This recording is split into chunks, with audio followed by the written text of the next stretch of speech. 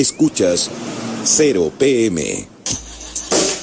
Seguimos haciendo 0 PM desde el Teatro Oriente, la frontera aquí del Teatro Oriente, en plena calle Pedro de Valdivia, donde se está realizando el Congreso del Futuro esta semana. El estelar de la ciencia de cada verano, que como les digo, se ha movido desde su ubicación tradicional del ex Congreso Nacional en el centro de Santiago, acá a la comuna de Providencia. Vamos a seguir conversando con nuestros entrevistados. Nos visita ahora un científico muy interesante que estuvo justamente en el mismo panel que estuvo Sebastián Valenzuela, nuestro entrevistado anterior, pero desde otro ángulo, abordando en el panel el mismo problema, pero su investigación es mucho más amplia. Se trata de Tomás Pérez Acle. Él es biólogo, él es especialista en biología computacional y es profesor del Centro de Neurociencia, además de la Universidad de Valparaíso. Tomás, ¿cómo estás? Gracias por acompañarnos. Muy bien, muchas gracias por la invitación. Feliz de estar aquí disfrutando de este calor que además se agradece mucho por la cantidad de gente que está interesada en entender un poco más de ciencia. De alguna manera el Congreso del Futuro sirve como una especie como de liturgia para encontrarse con los fieles, ¿no? Porque hoy uno ve la cantidad de gente que justamente desafiando el calor, desafiando cualquier incomodidad, viene o se congrega a donde le invitan a escuchar de ciencia. Pero más allá de encontrarse con los fieles, que tú tienes razón, eso tiene que ver con acceder a nuevos fieles. Aquel que en general nosotros los científicos no le hablamos, porque lo que solemos hacer los científicos es ir a los congresos, claro, a hablarnos entre nosotros, hablarnos lo más difícil posible, porque entre más difícil hablamos, más aplausos saca, aunque la gente no haya entendido ni jota, pero parecemos muy inteligentes. Entonces aquí viene el desafío de poder hablarle a la gente para que la gente entienda. Porque si por otro lado nosotros mismos como científicos queremos que, por ejemplo, aumenta el presupuesto para hacer ciencia, siendo el país de la OECD que menos invierte en ciencia, ¿no? Y con indicadores que están mucho más allá del promedio de cualquier país de la OECD, tenemos que hacer que la gente entienda lo que estamos diciendo. Y estos espacios justamente tienen que ver con eso, cómo acercar la ciencia a la gente, cómo hacer que la ciencia sea importante, cómo por ejemplo las cosas que hago yo permiten de alguna manera tratar de entender o explicar algunos de los fenómenos sociales que han tenido este país de cabeza en los últimos 2 meses, ¿no?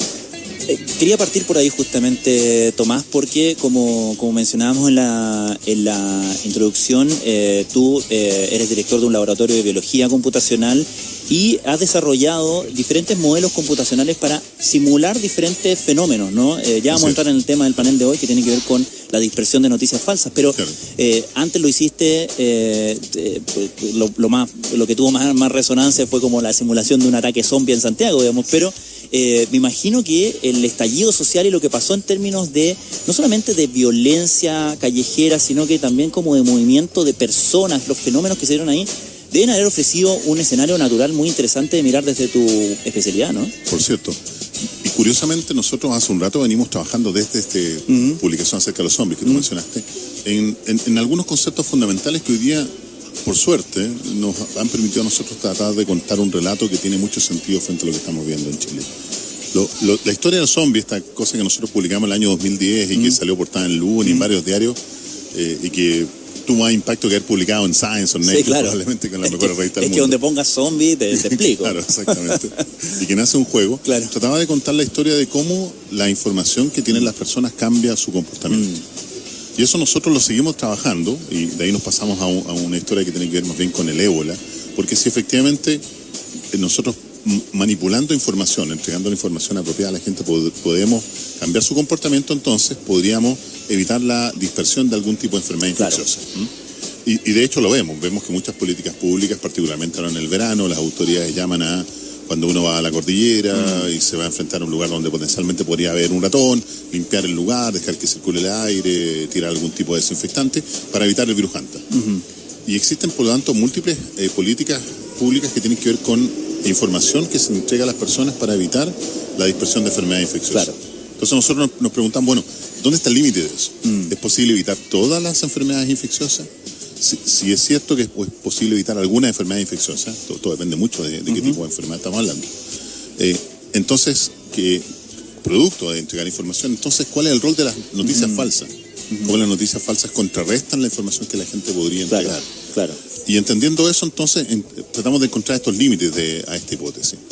Pero eso no es todo, porque nosotros también entendemos que la información, al cambiar el comportamiento de las personas, cambia la confianza que existe entre las personas y la modula fuertemente, ¿no? Particularmente a la hora de fake news. Cuando vemos fake news vamos perdiendo confianza en las personas, vamos perdiendo confianza en las instituciones, y todo eso está en la base de lo que llamamos la justicia social, el sentimiento de justicia que tenemos como personas hoy día, que entre otras cosas tiene el país de cabeza. Claro. Venimos, dicen por ahí, no fueron 30 pesos, fueron 30 años, ¿cierto? 30 años viviendo un sistema de injusticia social terrible. Y hoy día nosotros, con nuestras simulaciones computacionales, que estamos hablando más bien de la sociología computacional, lo que nosotros podemos entender es cómo esa persona que ve su sentimiento de justicia traicionado, que ya no tiene confianza en las personas, que menos tiene confianza en el sistema, y que además su comportamiento es alterado por las noticias falsas, o incluso por las noticias verdaderas, que también producen un sentimiento de ira y de enojo, finalmente termina en alguna condición actuando irracionalmente, quemándolo todo. Claro. Y eso es lo que vemos nosotros en la calle. Vemos un conjunto muy grande de gente que se siente desesperada, que no tiene ningún tipo de posibilidad futura, y que de alguna manera son aquellos que están actuando hoy de manera irracional. Pero cuando vamos a ver las razones por las cuales actúan de esa manera, te das cuenta que en realidad más que irracional es emocional. Y este tipo de elementos hoy día que nosotros rescatamos en nuestras simulaciones, de alguna manera nos ayudan a entender un poco lo que está pasando en Chile. Ahora, es interesante porque lo que mencionabas en parte es que aquí estamos hablando de redes nuevas, en el sentido, por ejemplo, si uno observa como los caminos de dispersión, ya sea de una información o incluso de desplazamiento físico de alguien, pero que de alguna manera se producen cuando las redes antiguas, las redes que podemos decir más tradicionales, de confianza, de credibilidad, se ven interrumpidas por alguna razón, ¿no? Es algo que uno puede decir que es inherente al comportamiento humano, pero que tiene correlatos en, no sé, las redes neuronales. Estoy pensando, por ejemplo, también uno observa que ante un trauma, ante una interrupción, ante una patología que ocasiona una disrupción de las redes, de alguna manera las neuronas encuentran su camino, aunque no sea el camino antiguo, ¿no? Claro. Mira, lo que tú dices es muy cierto, y tiene que ver con lo que hoy día llamamos teoría de redes. Que, dicho en simple, lo que nosotros entendemos hoy día es que cuando vamos a analizar redes, hablamos de las redes sociales, las físicas, ¿no? Claro. No hablemos de las redes sociales digitales, las redes sociales físicas, las redes de amigos, las redes de los clubes de fútbol, lo que tú quieras. Las redes digitales ahora, las redes sociales digitales, y prácticamente cualquier red que como seres humanos hemos construido, incluso las redes del cerebro, de las conexiones entre estas neuronas que llamamos sinapsis, todas tienen fundamentos matemáticos comunes que las definen como tal.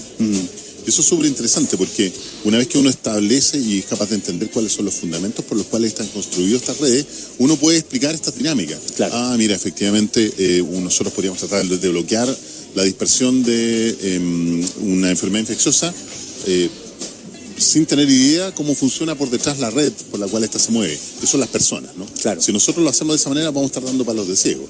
En cambio, si conocemos la red que está por detrás, podemos encontrar aquellos puntos relevantes que podemos intervenir. Si quisiéramos intervenir también la dispersión de noticias falsas o de la posverdad, porque la noticia falsa, el fake news, siempre tiene un correlato fuera de los medios digitales que tienen que ver con las políticas de posverdad, que tienen que ver con la propaganda, con la manipulación de información, etcétera, ¿no? El fake news es el mismo concepto llevado a las redes digitales. Entonces, si nosotros entendemos que estamos hablando de las mismas propiedades físicas que están por detrás, una vez que entendemos el fenómeno, tenemos formas de atacarlo de manera más eficiente. Ahora, desde tu punto de vista, Tomás, estamos conversando con Tomás Pérez Hacle, desde tu punto de vista en el trabajo, por ejemplo, parte del trabajo que hacen en el laboratorio, que tiene que ver con simular escenarios a través de modelamiento computacional, ¿cómo conversa la experiencia, lo que pueden ver por la ventana, digamos, o por la noticia, con las simulaciones que se van haciendo en base a modelamientos matemáticos? Porque por una parte eso nos permite ver las cosas a muchísimo mayor escala, pero por otro lado uno se imagina que tienen que ser informados por el mundo real, ¿no? Claro. Mira, en general cuando nosotros planteamos un proyecto de investigación y queremos hacer una simulación, por ejemplo, la que estamos trabajando ahora último, que tiene que ver con, que acabamos de publicar de hecho, cómo la confianza entre las personas y la confianza entre las instituciones crea lo que llamamos el capital social, es decir, el tejido más íntimo de la sociedad, sobre el cual se desarrolla la riqueza y el bienestar de los países. Esa es nuestra simulación. Nosotros queremos probar esa hipótesis, que creemos que eso está conectado, ¿no? Entonces, para eso nosotros vamos a mirar la sociedad y ahí colaboramos con sociólogos expertos, claro, particularmente en este caso con... Es muy interesante el cruce interdisciplinario. Indudable, claro. Con James Liu, que es un sociólogo neozelandés experto a nivel mundial en estos tópicos, y él ha hecho encuestas que llamamos longitudinales, es decir, la misma encuesta aplicada a muchas personas, las mismas personas a lo largo de 10 años, donde a partir de esos elementos extrapola las reglas que nosotros le metemos a nuestra simulación. Perfecto. Entonces, echamos a andar la simulación con reglas que provienen de la realidad. Ese es el input. Con parámetros, con valores de estas reglas que provienen de la realidad. Y cuando nosotros echamos a andar esta simulación, vemos cuál es el resultado. Y una vez que tenemos esa simulación andando, vamos y la perturbamos. ¿Qué quiere decir eso? Voy y le modifico algún tipo de regla. Mira, en esta regla de construcción, de generación de capital económico, depende de la confianza, ¿ok? Y los perfiles de confianza, la gente está distribuida en los países de alguna manera particular. Cambiemos eso, veamos cuál es el cambio. Hagamos esta simulación en lo que llamamos el Estado de Derecho, un país idílico que no existe, ¿no? Donde hay igualdad de género, donde hay equidad, donde todo funciona, las instituciones funcionan, igualdad de oportunidades. Y veamos qué le pasa a esa sociedad en esa condición. Y comparémosla con una sociedad como la que tenemos en Chile, una sociedad que más bien se clasifica con el paraíso del depredador, ¿ya? Donde hay colusión, donde las instituciones no necesariamente funcionan de la mejor manera, donde el que nace pobre muere pobre. Y tú comparas estas dos situaciones en esta simulación y después lo contrastes con la realidad. Y podemos comparar, por ejemplo, un resultado de una sociedad tipo Argentina o una sociedad tipo Nueva Zelanda, que es el paper que acabamos de publicar. Claro. Y te das cuenta que estos elementos que son estas preguntas que se plantean los sociólogos, la simulación te demuestra su importancia. Basta con que tú, por ejemplo, muevas la confianza en Argentina y la conviertas en Nueva Zelanda y Argentina crece al mismo nivel de Nueva Zelanda. Impactante. Tomás Pérez Acle, director del Laboratorio de Biología Computacional de la Fundación Ciencia y Vida, profesor del Centro de Neurociencia de la Universidad de Valparaíso. Muchísimas gracias por habernos acompañado aquí. Gracias a ti. Nosotros vamos a escuchar a Talking Heads. Esto se llama Burning Down the House. Estamos en 0 PM aquí en el Congreso del Futuro.